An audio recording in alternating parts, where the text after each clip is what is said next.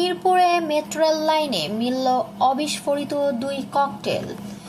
রাজধানীর মিরপুরের কাজীপাড়া ও শেওড়াপাড়ার মাঝামাঝি মেট্রো রেল ট্র্যাকের উপর থেকে দুটি অবিস্ফোরিত ককটেল উদ্ধার করেছে এমআরটি পুলিশ। শুক্রবার ২১ নভেম্বর সকাল ৯টার দিকে রক্ষণাবেক্ষণ কর্মীরা লাইনের ওপর দুটি জর্দার কোটা স্কচটেপ মোড়ানো অবস্থায় দেখতে পান।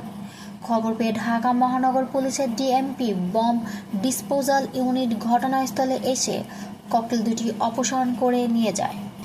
এমআরটি পুলিশের পরিদর্শক তদন্ত সোহেল চৌধুরী জানান, ককটেল দুটি মেট্রোর ২৮৮ ও ২৮৯ নম্বর পিলারের ওপরে ট্র্যাক লাইনে রাখা ছিল।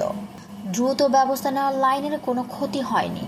ঘটনাটির তদন্তে কাফরুল থানার মামলায় প্রক্রিয়াধীন আশপাশের ভবন ও দোকানপাটের ফুটেজ সংগ্রহ করে বিশ্লেষণ করছে পুলিশ। এর আগে গত বুধবার রাতে পল্লবীতে ককটেল বিস্ফোরণ ডিএমপির এক এসআই আহত হন। সম্প্রতি এসব ঘটনার পর রাজধানীতে ককটেল বিস্ফোরণের সঙ্গে জড়িত সন্দেহে বিভিন্ন স্থানে অভিযান চালিয়ে বেশ কয়েকজনকে গ্রেফতার করেছে পুলিশ।